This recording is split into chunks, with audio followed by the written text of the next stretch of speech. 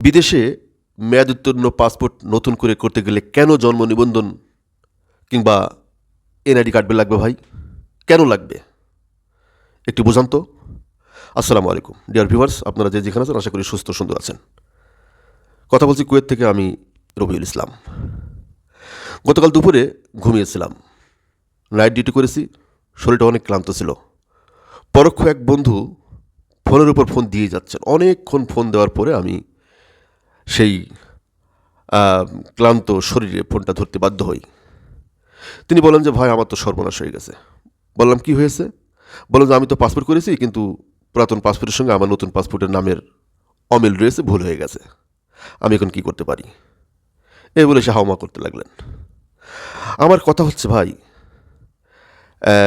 যারা প্রথমে যখন বিদেশে যারা এসেছিলেন, তারা তো পাসপোর্ট নিয়ে এখানে এসেছিলেন, তাই না?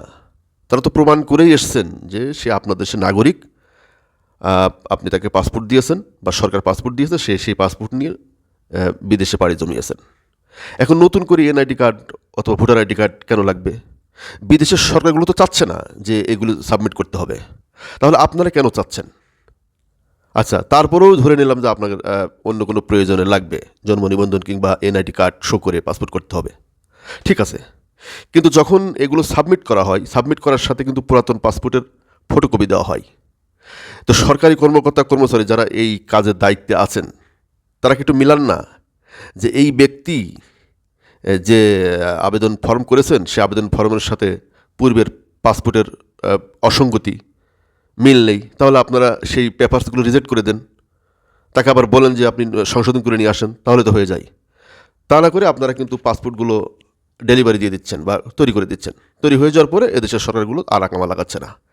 কারণ পূর্বে যখন ওই ব্যক্তি এই রাষ্ট্রে ঢুকেছিল, বিদেশে যে কোনো রাষ্ট্রে, তখন তিনি এই 4টি যে শনাক্ত, নিজের নাম বা মায়ের নাম, বাবার নাম, জন্ম তারিখ, এর উপরে কিন্তু মানে প্রমাণ করে যে সে পূর্বের লোক। এর একটি কোনো একটা অমিল হলে তারা ধরে নিচ্ছে যে সে পূর্বের লোক, এই লোক না, এটা অন্য লোক। তখনই সমস্যা। তা আপনারা তো এগুলো জানেন, জানার পরেও আপনারা কেন পাসপোর্টগুলো আপনারা করে দিচ্ছেন? প্রথমেই সাবমিট করার সময় আপনারা এগুলো রিজেক্ট করে দেন যে মিলাই নিয়ে আসেন, তাহলে তো হয়ে যায়। এই দুর্ভোগে তো পড়তে হয় না। হাজার হাজার প্রবাসী এই সংকটে পড়ে আছে। আর আপনারা জানেন যে মধ্যপ্রাচ্যে অধিকাংশ শ্রমিক তারা কিন্তু লেখাপড়া জানে না কিংবা কম জানে।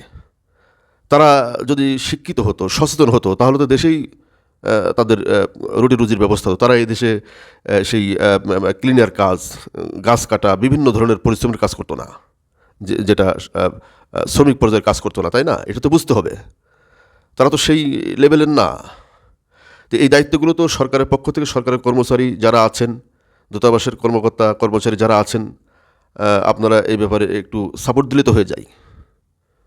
অনেকের জীবন অনিশ্চয়তার মধ্যে পড়ে গেছে, আদৌ তারা বিদেশে থাকতে পারবে কি না। অনেকেই সফর হয়ে গেছে, অনেকে অবৈধ হয়ে পড়েছেন শুধুমাত্র এই কারণে। গত সংসদে জামাত ইসলামের একজন এমপি সাহেব কিন্তু এই বিষয়টা তুলে ধরেছিলেন বেশ ভালোভাবে, আমি শুনেছি, কিন্তু তার এই বক্তব্যকে গুরুত্ব দেওয়া হয়নি। আরে ভাই, আমাদের দেশের 20 কোটি মানুষ যে রুটি রুজি, 3টি সেক্টর সবচেয়ে প্রধান ভূমিকা পালন করে আসছে। তার একটি রেমিটেন্স খাত বা প্রবাসী খাত, গার্মেন্টস খাত এবং কৃষি খাত। এই 3টি খাতকে সরকারের অধিকতর গুরুত্ব দিতে হবে এবং সাপোর্ট দিতে হবে। তা না হলে কিন্তু 20 কোটি মানুষ না খেয়ে মারা যাবে, একদম না খেয়ে মারা যাবে বলে দিলাম। কারণ পৃথিবীতে এত অল্প জায়গায় এত অধিক সংখ্যক মানুষ কিন্তু কোথাও নেই, পৃথিবীর কোথাও নেই। আরে ভাইয়া, কানাডা, 80টা বাংলাদেশ এক্সাক্টলি, কানাডা 70-80টা বাংলাদেশ, সেখানে লোক সংখ্যা মাত্র 5 কোটি। ইউরোপ আমেরিকার বিভিন্ন দেশে, অনেক বড় দেশ, অনেক, কিন্তু সেখানে লোক সংখ্যা খুবই কম। কিন্তু আমরা তো আটকে গেছি, অল্প ভূমির মধ্যে অধিক সংখ্যক জনসংখ্যা আমরা আটকে গেছি। কাজে এখন আমাদের অনেক মানুষকেই ইচ্ছায় অনিচ্ছায় বিদেশে থাকতে হবে, বিদেশে কর্ম করতে হবে, তা নাহলে আমাদের দেশ চলবে না। সকলের কর্মসংস্থানের ব্যবস্থা বাংলাদেশে হবে না। কাজেই আমার এই মেসেজটুকু যারা এখানে রাজনীতি করেন বা বিভিন্ন সরকার মন্ত্রীদের সঙ্গে যোগাযোগ আছেন, আমার জানা মতে আমাদের এই মেসেজগুলো, প্রবাসীদের এই সমস্যাগুলি আপনারা ব্যক্তিগতভাবে কোনো মাধ্যমে এগুলো পৌঁছে দেবেন। তা নাহলে কিন্তু খুবই সমস্যা। ধন্যবাদ সবাইকে।